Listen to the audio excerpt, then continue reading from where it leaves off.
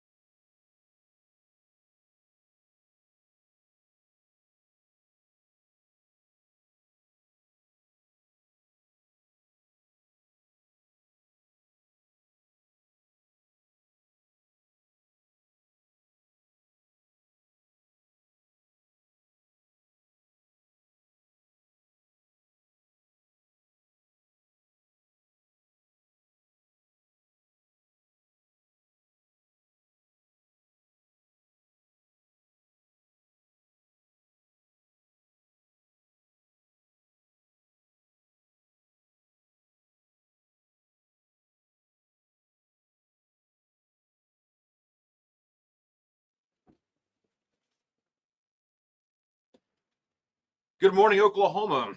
I want to welcome, it's Mick Meow to my left here. I'd like to welcome you guys to the first edition of Let the People Decide. This is a show focused on local events, state events that affect everyone's lives. And today's show is special. Being our first show, we're going to have Kendra Wesson, who's on the State Board of Education, on here in a little bit to discuss the Parents' Bill of Rights. We'll be discussing House Bill 1934. The tax credit, the education tax credit, and SB 613, which is the transgender bill that Governor Stitt signed just a little while ago. Before we begin, I'd like to go ahead and thank our sponsors, the citysentinel.com and the patriotsentinel.com. Without their sponsorship, this program wouldn't be here today, right? Absolutely. So my name is Rarchar, and this is Mick Meow to my left again. And Mick, good morning. How you doing? Good morning. I'm doing wonderful. That was a convention we had. Whoa, right? Was that something else? That was amazing. That was my first convention too. So there's still a lot that I need to learn. But I tell you what I did take away from this was how much I need to brush up on my GOP rules and parliamentary procedure, because that was phenomenal. It was. Yeah. I thought it was too. And anyways, good morning. Good morning. Good morning, and happy you guys are tuning in today. Good morning to you all. So Rarchar pointed out that we're going to be talking about education today. Total transparency, I don't have any children. However, my focus on education has really been doing research and asking questions, because I don't know about you, but I am super concerned about what's been going on in our schools. You know what? That's been a concern for many parents for the last 4.5 years. It's evidenced across the nation as they're filing into these state board of education or the local education, and basically saying we don't want our children to be indoctrinated in anything that we disapprove of. And anything like that, when we talk about indoctrination in schools, we're talking about issues that don't have any relevance to being in school, right? Absolutely.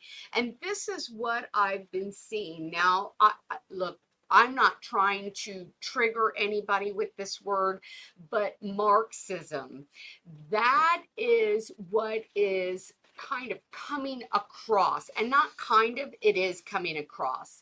It is that cognitive manipulation and behavioral manipulation.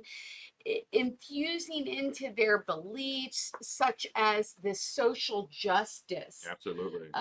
Transgenderism is really Absolutely. taking the forefront and has really increased over the years now. We've seen like an increase in the Gen Z of like, I think it was something like 20 something percent now of those people identify as Right. an LGBTQ. I think right now it's like 1 out of 5 people identify as transgender. That's an increase over the population size. And we blame it on, I can say that it's on society, in the schools, the indoctrination. Ideology should be kept at home. Go to school to learn the basics. And so when you have 1 out of 5 individuals, this includes children, who identifies transgender, what is the reason for the increase in those numbers? Absolutely. And that's a really good point, because you see all of these videos that come across on TikTok, and it seems like they are proclaiming and just gleefully announcing. I tell my students that it's okay for them to be a different gender today, or they are keeping that information from parents. Right. And it seems to be that that is the norm culture that they want to put in the classroom. Or I even saw one where the child asked to do a flag salute, an American flag salute, and they said, well, we don't have an American flag, but we have this flag, and it was the pride flag, and you can pledge and salute to that, and put that out there. And then there seems to be That this, is amazing. right? That is something. That is, go finish. I mean, I'm just shocked that. So is the gay pride flag identifying as the American flag?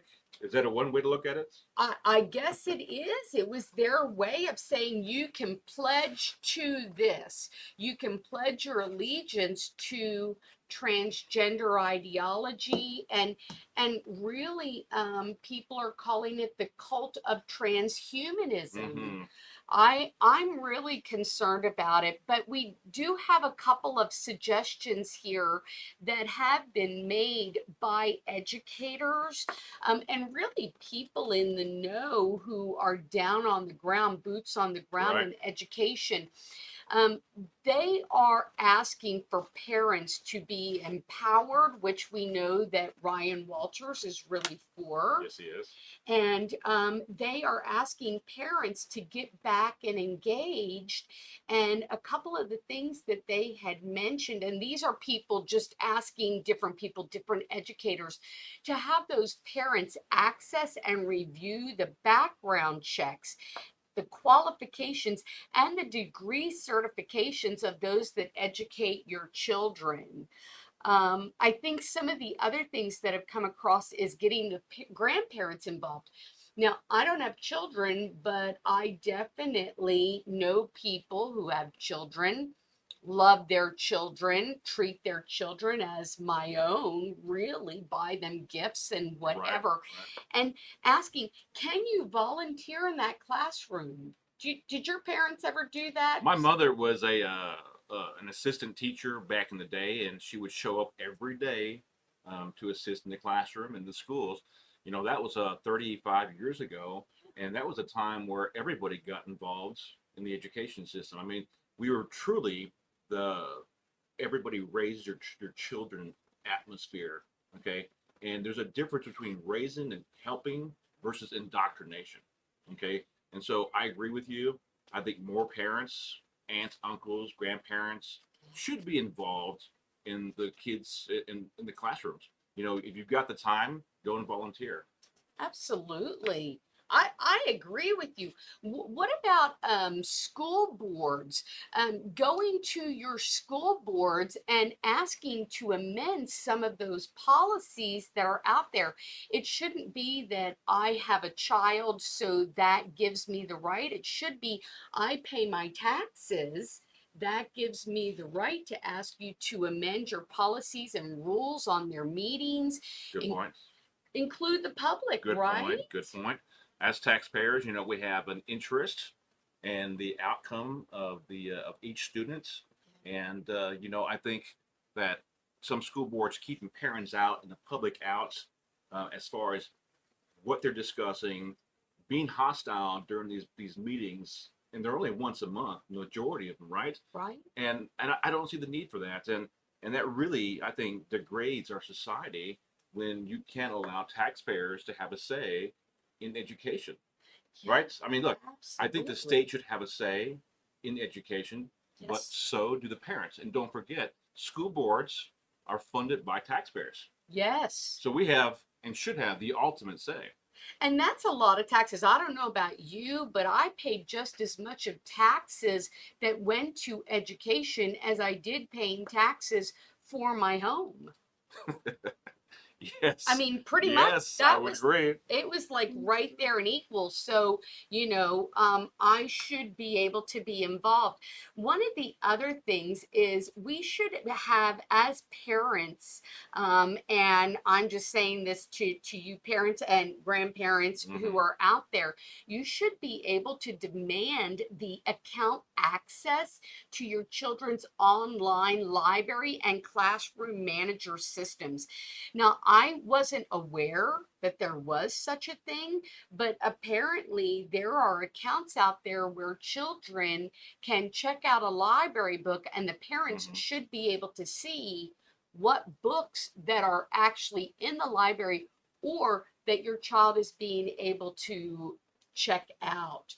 Or what about objecting and any kind of questionable learning material? I saw some parents who said their children came home and they had assignments, and the assignments looked like they were upfront and Mhm. no problem. And then the next thing you know, there's slipping in there things that would separate that child out to identify their gender, to identify their parental thoughts, what your parents are saying to you or teaching you at home. Mhm. That seems well, let's just call it what it is. That seems like something hailing back from Nazi Germany. I would agree. And when you like again shut out the parents, like full transparency, I have two daughters.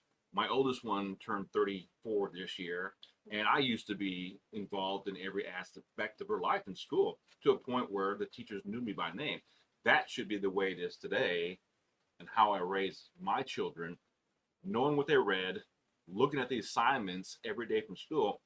I could tell you that we didn't have those type of questions 34 years ago. Mm. I didn't have to worry about her coming back and looking at the assignment and seeing, what are they trying to indoctrinate our kids today? What's the latest flavor of the day? This latest change, I think, happened about maybe 10 years ago, as progressivism took a hold in politics in America, and we see it now. I think at the local level, even in the city of Norman, we see a lot of progressive activities happen, and the place happens to be the schools. When we had the books that were introduced a couple of summers ago, that I think the graphic novels, when it comes to the sexualization of children, those type of books have no place for 13, 14-year olds to have access to. Like, if military bases right now, they have a ban on pornography, and we are adults, we go and fight and defend the country. That same standard should apply to schools. Now, if you want your child to read those type of books, do it at home, Exactly. right? Right. And let's just say this, there have been parents and children who have been at school boards and they have read some of the material that is out there in the classroom. Or we even had teachers here, and if I'm not mistaken, was it It Norman? was. Where the teacher gave QR access codes into the library to specific materials that would be considered inappropriate for that age for those children to read, and they're reading them at the school board and they have to bleep out every word that comes across. And if you can't say that on TV, And you can't, the news or the school board is even like, oh my goodness, there were some where some of the teachers or school board members were like, we don't want to hear this. You can't say that. That is inappropriate. How is that appropriate for a child? It's not. I think there's a YouTube video we'll have to find and post on the website where he had a 10-year-old reading from the very book, and they were bleeping out his words. And so when you have a situation where you can't even say and read the contents of that book, why are we allowing our kids to have access to it? Now, again, people will say, hey, you guys advocate book banning. This is not a book banning thing here. Again, pornography and the sexualization of children is not, it does not equate to banning anything. I mean, how would you feel if we brought a copy of Mein Kampf to school? Right. And allowed it both in the German and in the English translation to allow 13 and 14-year-olds to have access to that type of material. Okay, would it be objectable? I think it would. In today's standard, the same parents that would call you and I and everyone who's against having those type of books in the library fascists, or call us names, they would also behave the same way if we allowed to have those books in the library. Would we call them fascists for calling us out? Well, let's go even one step further. The Bible. Haven't we seen that where people have said, oh, the Bible's in the library, and that is offensive. They want to take that out because they don't want their children to be exposed to it. We're going to bring on our guest, but I want to make one last point. It is time for you and I to have some peaceful and lawful action and engagement. 17 states, think about this and let it soak in. 17 states have announced that they are going to be a trans refugee state.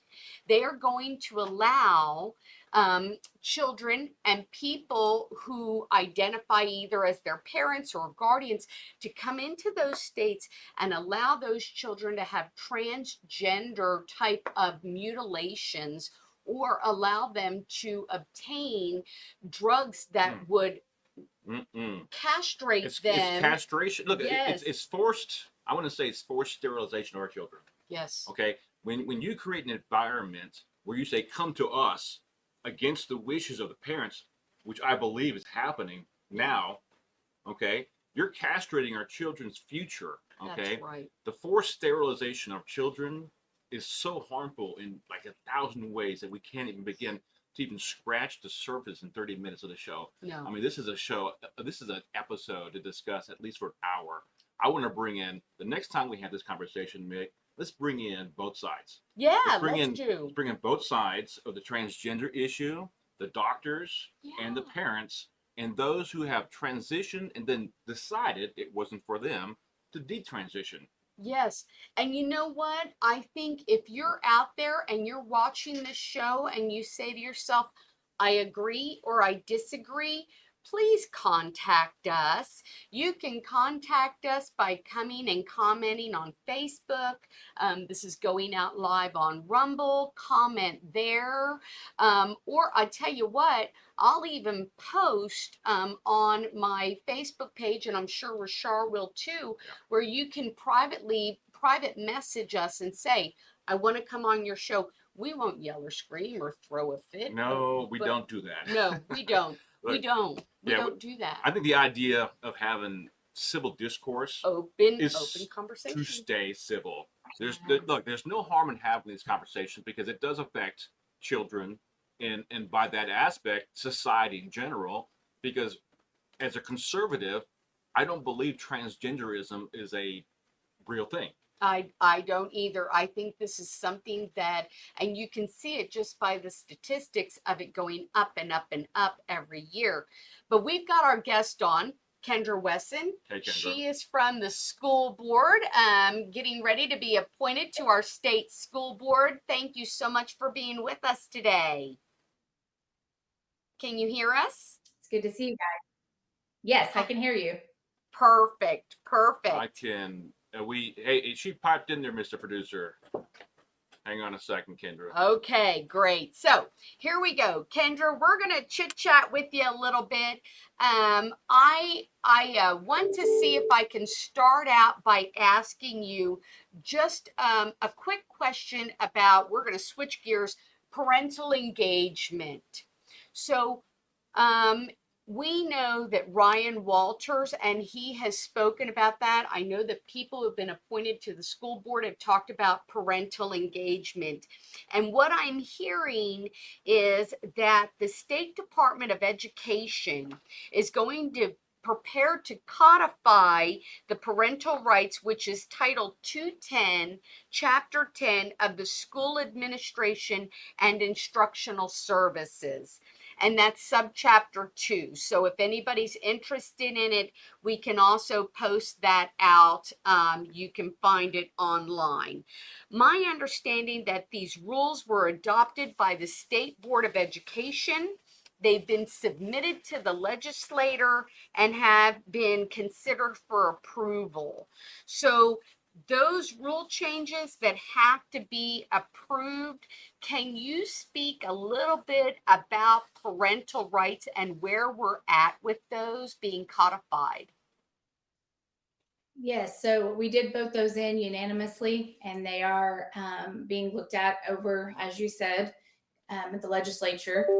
And we brought those in because we want to obviously protect parental rights and keep our children safe. So if you have a situation where a child has confirmed to a teacher or an administrator or someone at their school that they're having, that they feel like they may be gay or lesbian or trans or whatever, we want to give them the opportunity to come forward to a parent and let them know what's happening. We don't want to keep those secrets. I don't think children have the ability to know what secret is good and what secret is safe. If you have one secret, then it's okay to have others. And you can see how that could create a situation where a child could be manipulated by someone who was at the school who just maybe wasn't a great person. Absolutely. I wholeheartedly agree. You know, one of the things that we saw and we're seeing right now is with sex education, abortion, but we saw that with COVID too, right? I saw that. We all saw that. Yeah. Things that would never come to lights if it wasn't for COVID and schools on board online. You know, if we hadn't had the COVID, I mean, this is the truth. And the Zoom classrooms happened, and our parents, you know, I stepped in and watched Hunter. Sorry, I shouldn't have said my daughter's name, but anyways, what was taught in her class just by listening to the teacher, none of this would have come out to the forefront. We would have never known what was discussed in the classrooms if it wasn't for what we saw in live, first person. So I agree. Absolutely. So, Kendra, let me ask you this. What effects would we or could we expect to see from these parental rights being put into or passed by the legislator or the governor? And maybe if you could, do you know how close we might be on that? Will that come up because session's getting ready to end? Mm-hmm. Does that impact that? We don't know how close they are. I'm hoping that we get this done before session ends. As far as the effect I would hope to see is that parents are never kept in the dark about something their child's experiencing or going through.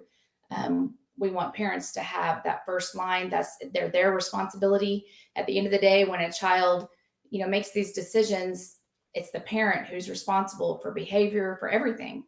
So why would we let someone else come in and help a child make those decisions who's not going to bear any responsibility? That's irresponsible. Absolutely. I couldn't agree with you more on that. You know, I agree. And Ken, let me ask you a question. Do you think parents today are more involved in the last 4 years versus the last 10 years? Well, you and I both know that they unfortunately are not as involved as they have been, and we really need to encourage. The thing is, I think most of us, our age group, you know, the young 20s, but most of them, That's us. most of them, yeah, Yeah, the Most bags of in my us, eyes would say something different. Go most ahead, of us, Kendra. sorry, most Yeah. of us think that that children in school have the same experience we had, where these things weren't being talked about. I feel like my educational experience was more focused on reading, writing, arithmetic, being a good person, and having those educational skills taught by my teachers. And I think that a lot of parents think that that's what's happening, and they don't know that there are bigger conversations being had, political conversations, sexual conversations, Yes. conversations that just frankly don't belong in a classroom. Let's get our scores up. Oklahoma is 49th in the nation education wise, and that's not, and that's not to say we're not very far from being at the top either. It's a very narrow range, but those are the things that we want to focus on. But parental awareness and knowing what's going on in school and being more involved is going to be key to this, of course. Absolutely. I want to ask you about this comprehensive sex education. So I was reading the curriculum, which aligns with the National Sexuality Education Standards, the second edition. And I was shocked. Kendra, I couldn't believe what I was reading, and I'm just going to point out a couple issues here in case nobody's seen them. You should go and check this out. It's the National Sexuality Education Standards, second edition. By the end of the second grade, students will be able to list medically accurate names for body parts that include the genitalia and discuss genitals and their functions, and that would be able to allow the teacher to lead to discussions of erections, arousals, orgasms by young children.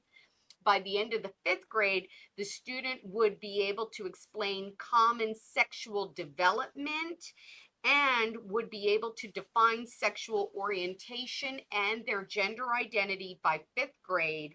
By the end of the eighth grade, the students would be able to define vaginal, oral, and anal sex. It includes penetration and the use of sex toys.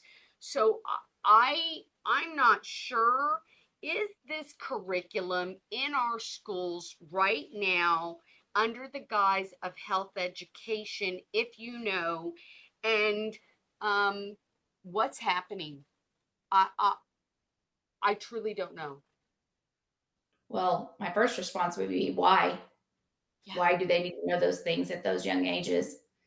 My second response would be, what is the role of the school and education system? Is that part of that role, or is that something we're bringing in and creating now? Yeah. It goes back to the indoctrination. It's the big I is always the issue, and this is clearly to the point that Kendra, I think you would agree that this is total indoctrination of our children at the most earliest ages and stages of development, and this is intentional, right? And so I'm looking at this, and I'm reading over your shoulders here. I'm appalled that we're even discussing anything like this, and I think we're going to a quick break. Yep. Yep. And so what we're going to do is we're going to continue on. And if we're going to a break, we'll let you know. But I guess my question that I have is, where do we go? Where does this bring us? I've heard that this comes under health education, but where does this bring us? Yeah.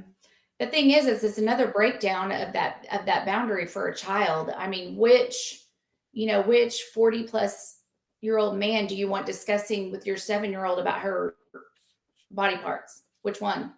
Is any parent comfortable with that? You start having these discussions and bring all this stuff in the open. To me, I feel it breaks down boundaries and makes it easier to jump over into the lane of abuse. Absolutely. Kendra, I know that we've kind of run out of a little bit of time here. Our show, we are so grateful that you were here you. for our first segment. Thank you, Um, guys. And I would just like to say maybe Rarchar, when we close it down, maybe we could have Kendra back. Maybe Ryan Walters could come on. Maybe we could talk a little bit more, because this is information that we need to get out there. And thank you for sharing it. This is big information here. I'd love to have Ryan on the show. And I'd like to thank our viewers and the Patriot Sentinel.com, the citysentinel.com is sponsors of the program. And Kendra, again, thanks for being on the show. This was our first show, first edition. And I think tomorrow we'll be discussing the homelessness issue in Norman, and another big topic in Oklahoma, homelessness and the school issue. Yeah. So I want to thank everybody for showing up this morning, and we'll see you guys tomorrow morning. Thank you.